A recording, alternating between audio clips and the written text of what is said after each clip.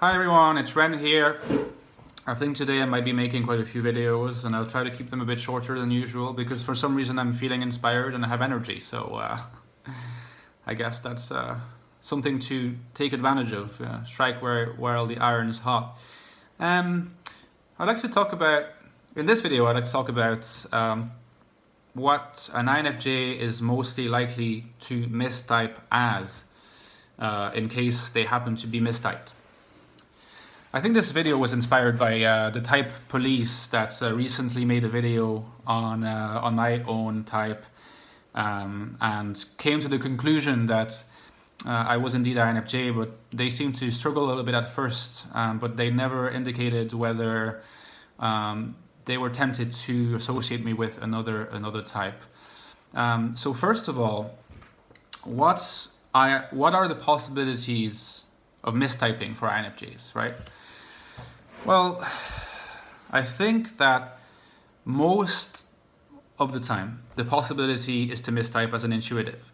There's one type that I think you could potentially be mistaken to be, which is a sensor type. I don't think that you could mistake yourself ever to be this sensor type, which is the ISFJ type.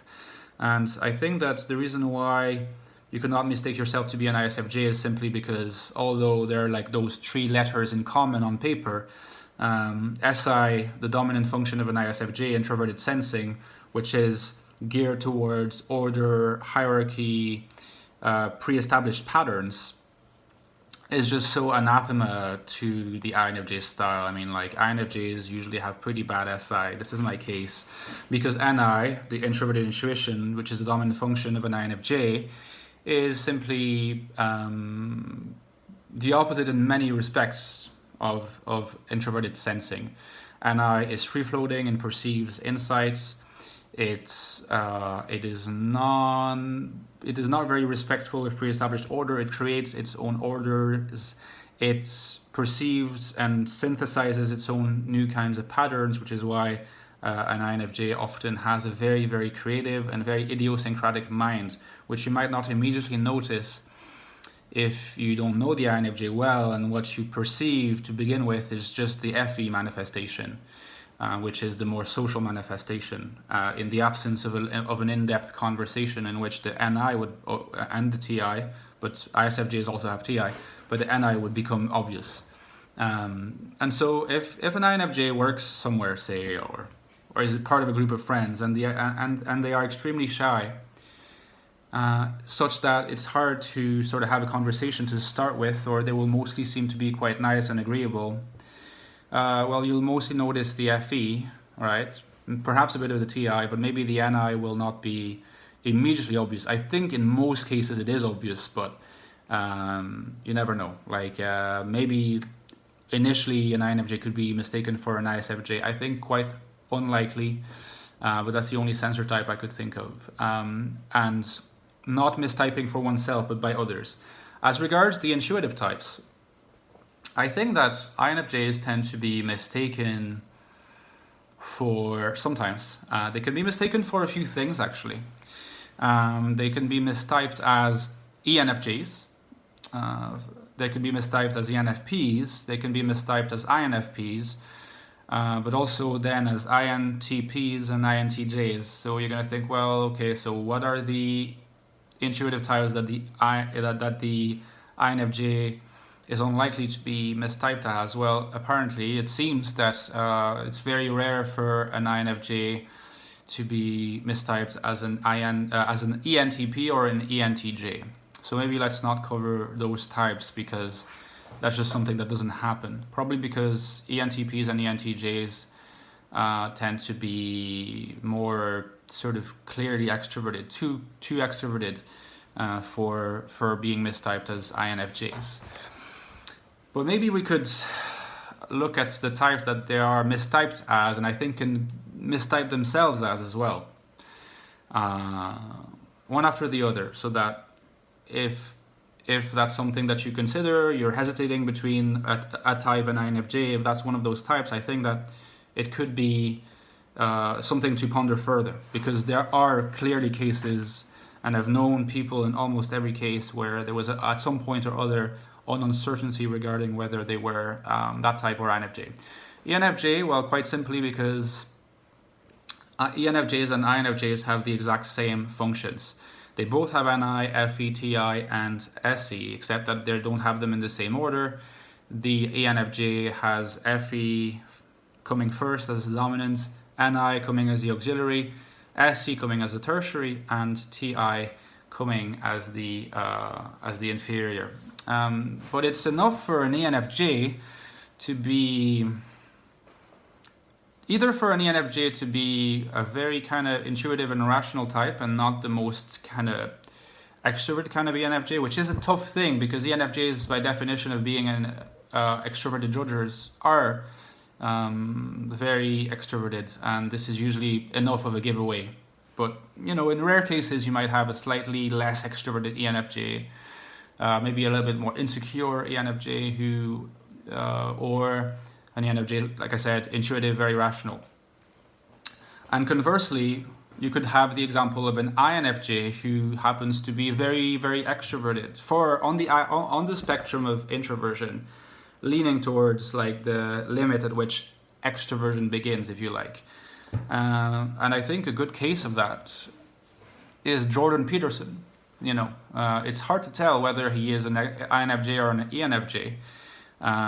According to him, according to his self-analysis, he is an extrovert. So you'd have to think ENFJ, and his FE seems very strong, but at the same time, he is very, very brainy. Not that ENFJs cannot be brainy, but he seems to do a lot of introspection as well, and to be particularly intuitive, and also a TI user.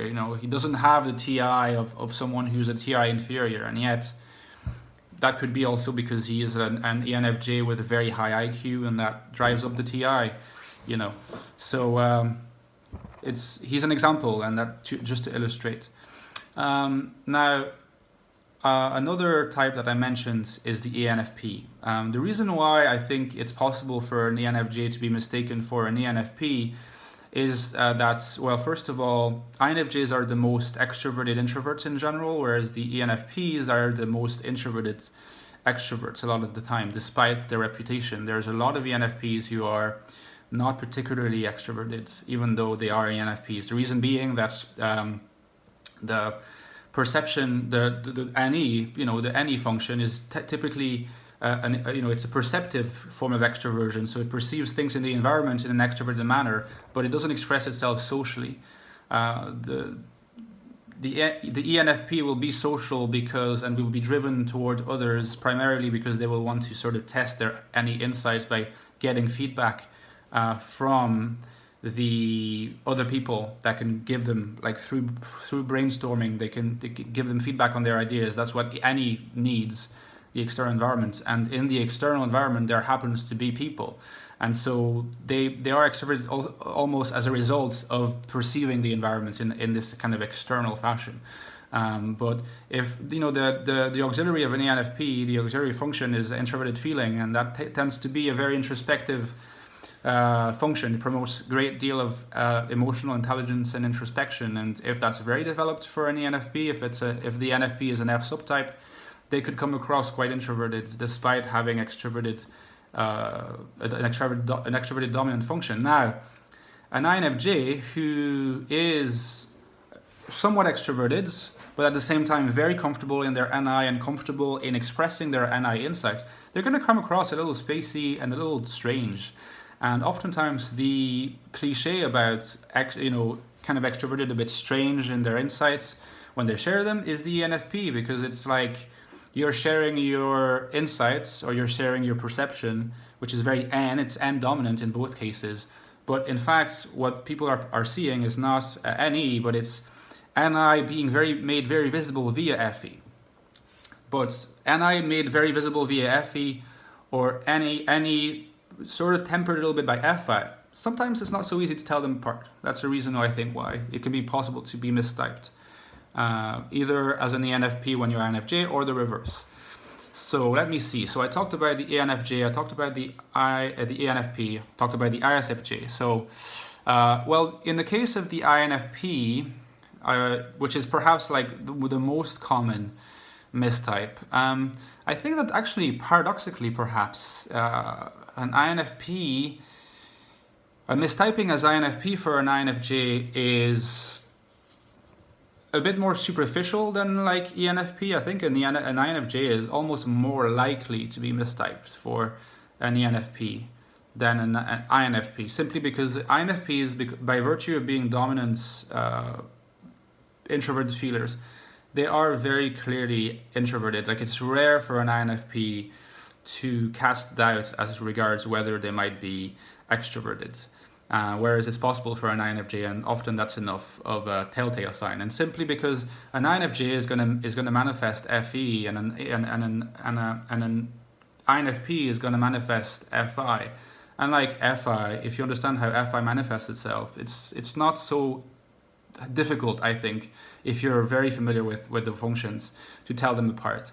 I think that an INFJ could be mistaken for an INFP if they happen to repress their FE for some reason. If they happen to repress their FE for some reason, because they emphasize their TI. You know, FI and TI, contrary to what's thought about often, they can be mistaken sometimes. If the TI or the FI is just principally expressed in terms of a an introverted judging function. Of course, there's massive differences between both, but I think an INFJ who represses FE and who is at the same time clearly not a thinker would come across as an INFP, or has chances. If you're an INFP who is mistyped as an INFJ, honestly, the only reason I could see for that is that an INFP thinks that they have like too many J traits to be INFP, whereas in fact, it's very possible for an INFP to be organized and structured, and for an INFJ to be not particularly organized and structured, because the only difference between the two is that INFJs, the first extroverted function that they manifest is that they express is a judging one. That's the only difference, really. That's the only reason why they're Js, but I think that's the only reason, really, and that an INFP eventually will come to the realization that they are INFP. And then very quickly, because this video is turning out a lot longer than I had planned, well, I think INTP is more likely to be a mistype for a male INFJ who is strong on TI, because the male INFJ might have a strong TI and a slightly more repressed or less strong FE, possible. And if you're an introvert and then you've got TI above FE, well, that kind of creates the possibility for coming across as an INTP. But then ultimately, an INTP's TI and an INFJ's NI dominant, very, very different, because the TI is going to look for a lot more internal structure than the NI is going to look for. NI tends to look for expansive freedom of movements, and TI is present in the INFJ for sure, but it usually leaves room for the NI to do its thing, and then it does a kind of structuring around it when NI is sort of like, okay, like now put this in order a little bit, not the reverse. And then as for the INTJ, well, I think that quite simply their NI dominance and INFJ are also NI dominant. So if an INFJ man or woman or a non-binary person is very, very strong on introverted intuition, and is a very organized person, but who does not manifest FE in the social sense necessarily, but more in the sort of like organized sense, structured, like externally structured sense, which is possible, and who for cultural reasons or reasons of being reserved is not particularly outward with others, open with others, they might be mistaken for an INTJ. But again, ultimately, FE and T are very, very different, and an INTJ is going to be more interested in, again, this is a bit of a generalization, but in things than people, or rather is going to operate through the external world via things and then people, whereas the INFJ would tend to operate via people and then things. And FE and T are very different, and ultimately I don't think the mistype will last forever if self-analysis is conducted. So that was it for my survey of the different possibilities for mistypes of the INFJ. Let me know in the comments if you agree, or if you disagree. See you guys.